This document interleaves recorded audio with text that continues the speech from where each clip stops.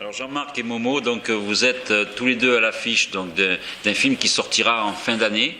Et on va déjà faire le buzz parce que je crois que c'est un film où on ressort avec la banane, un film qui parle de rapport entre les hommes, un film authentique, comme vous avez pu déjà vivre avec les 4 saisons d'Espigoule, et puis aussi avec le travail d'Arabe. Et donc là, Christian Philibert vous réunit tous les deux dans ce film-là pour faire un film vraiment un ovni, mais en même temps un film qui a sa place tout à fait dans le paysage du cinéma français d'aujourd'hui.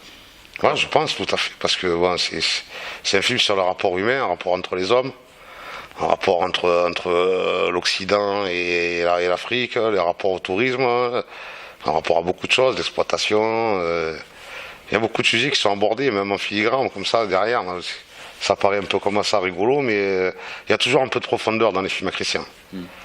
Toujours de la profondeur, donc c'est peut-être pas à première vision, vous allez le voir, mais c'est des films qu'il faut regarder plusieurs fois. Parce qu'il y a toujours des trucs cachés dans le cinéma Christian, qu'il faut aller puiser à droite à gauche. Qu'est-ce que vous avez découvert, chacun, Jean-Marc? Qu'avez-vous découvert avec l'univers de Christian Philibert depuis qu'il vous fait tourner? Oh, qu'est-ce que j'ai découvert? Un cinéma pas tout à fait commercial et pas du tout commercial, on va dire. Et voilà. Qui suit pas les règles. Et donc, qu'est-ce que j'ai découvert? On peut dire que c'est l'authenticité qui vous a plu, qui va. Si tu veux, il nous laisse vraiment libre dans nos choix, dans notre façon de jouer, voilà quoi. Non, c'est-à-dire qu'on croit qu'on a beaucoup de liberté, mais en vérité, il encadre beaucoup de choses. Mais ce qui implique, la confiance implique beaucoup plus de responsabilité. Donc quand on te fait confiance, tu as toujours beaucoup plus de responsabilité, alors que quand tu apprends un texte par cœur et tu le débites, tu lis ton texte, tout simplement. Après, tu mets un peu la forme, mais dans le cinéma Christian, il te demande beaucoup plus que ça. Il te demande de réinventer le texte par rapport à ta personnalité. Donc le texte, il est posé là, comme ça, tu as le cadre, mais il t'en demande beaucoup plus. Et il te demande de mettre beaucoup de ta personne. Donc c'est pas rien que le texte en lui-même ou le jeu d'acteur, ça va au-delà. Voilà. Il s'inspire aussi beaucoup de vous. Ben je pense que voilà, c'est un gars quand même qui a des yeux perçants et qui devine quand même ce qu'on a un peu au fond de nous, quoi. Même si cela est caché, bon, il n'y a pas tout qui est vrai. On n'est pas 100%, heureusement qu'il y a un jeu d'acteur. Mais il décèle en nous les qualités ou les défauts pour pouvoir les transmettre à l'écran et faire quelque chose et monter une histoire, quoi. Parce que bon, ça a été quand même un peu rock'n'roll le tournage, donc je pense qu'il a été malin, il est très malin et très, très observateur. Et quand il fait un film, il est habité, quoi. Il peut tenir 24 heures sur 24 mais au bout d'un moment, nous, c'est usant pour un acteur, c'est usant. Moi, je l'appelle Duracell, hein, c'est un tueur, un tournage. C'est impressionnant. Moi, je sais pas ce qu'il en pense, mon... Oui, ouais, je confirme. Je veux dire, c'est vrai, tournage éprouvant. Mais bon, on a répondu présent. On a toujours fait le bon cœur, quoi, de toute façon, quoi. Et... Vous avez vraiment vendu votre bar dans la vraie vie? Dans la vraie vie, oui. Dans la vraie vie, comme à l'écran, j'ai vraiment vendu mon bar. Et donc, il a profité de cette situation pour donc donner un départ on s'en va d'Espigoule et Espigoule commence à coloniser le monde. Là. Est-ce que les répliques sont de vous, parfois, même souvent? On va dire souvent. Oui. C'est ça aussi qui caractérise, depuis que vous tournez avec lui, le fait de dire, ben voilà, je crée un personnage, mais en même temps, je vais rester un petit peu, moins par l'expression, par les choses comme ça. Parce que toutes les réflexions des personnages, c'est des choses que vous pourriez dire dans la vie de tous les jours, que vous dites. En dessous de la réalité, parce que dans la vie de tous les jours, il en dit vachement plus. Hein. Oui, non, mais je pense que c'est propre à chacun. Vous prenez Gérard Depardieu, je pense que les textes qu'on lui écrit, après, il les arrange beaucoup, il les arrange à sa sauce. Et ça, c'est le propre des acteurs. Nous, on a la chance d'avoir beaucoup de liberté, mais quand on arrive à une certaine notoriété, la plupart des acteurs, ils embellissent, quoi. Ils prennent le texte à leur compte et ils changent beaucoup de choses, quoi. C'est pas texte à la virgule, quoi.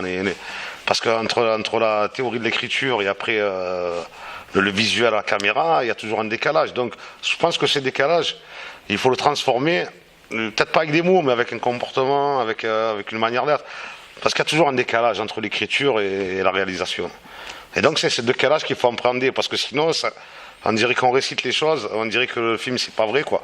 Et c'est ce que moi, la grande qualité de Christian, c'est ça, quoi, le décalage.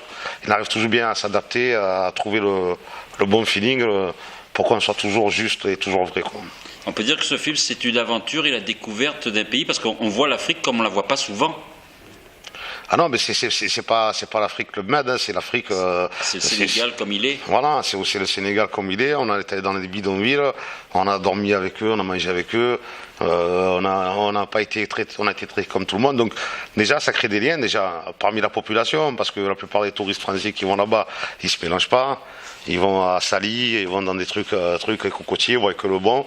Et là, toute la misère du monde, ils la voyaient quoi. Toute la misère du Sénégal, ils la voyaient pas. Tandis que nous, on a été confrontés à la misère, mais on a vécu avec ça. On y a vécu avec les gens qui étaient confrontés à la misère. Donc les gens ils t'acceptent mieux déjà. Et à partir de là, on peut faire un film, quoi. On peut en parler, parce que sinon, si tu arrives à une opposition de la population locale, c'est pas possible, quoi. Jean-Marc, le fait de partir comme ça des Spigoules, donc on sait que maintenant quel est le village, c'est Gina Servi, depuis Espigoules, on sait que maintenant c'est ce village qui existe. Le fait de partir comme ça, de découvrir un pays, est-ce que ça change la vision du monde? Ah ben oui, forcément. Forcément, parce que là, le décalage, il est énorme. Moi, je suis arrivé là-bas, j'ai l'impression d'être Vous n'y étiez jamais allé? Au Moyen-Âge. Ben, alors, j'avais une vision de l'Afrique. Enfin, je m'imaginais un truc de l'Afrique. Et je suis parti, la première fois que je suis allé en Afrique, c'était au Gabon. Et j'ai pas retrouvé ce truc. Alors que là, le Sénégal, pour moi, c'est l'Afrique comme je vois les Africains, comme je vois, voilà. Mais après, ouais, effectivement, le décalage est énorme, quoi, entre les cultures, le mode de vie. Et eux, c'est comme ils nous voient, nous aussi? Oui. Non, mais moi, oui. moi, je pense que ça nous a fait grandir quand même, ce tournage, ça nous a fait grandir dans le sens où quand même, quand tu arrives au Sénégal, quand tu vois un peu la misère, les bidonvilles, tu prends quand même une sacrée claque. Hein. Après, tu te dis quand même, je suis pas si mal que ça. Putain, on se plaint tout le temps, là-bas, ils ont rien. Mais juste des constats comme ça au quotidien. Moi, quand je suis au Sénégal, je dis pourquoi on se plaint en France, on allume la télé. Bon, c'est vrai qu'on n'a pas vu la télé pendant 2 semaines, ça a été un bonheur. Mais quand tu allumes la télé ici, tu vois la Syrie, l'Afghanistan, le chômage, alors qu'on n'est pas si mal. On ne devrait même pas, on devrait éteindre la télé et on devrait tous boire un coup ensemble, se connaître un peu mieux. Et ce qui se passe en Afrique, voilà, ils vivent tous ensemble, il n'y a pas de télé.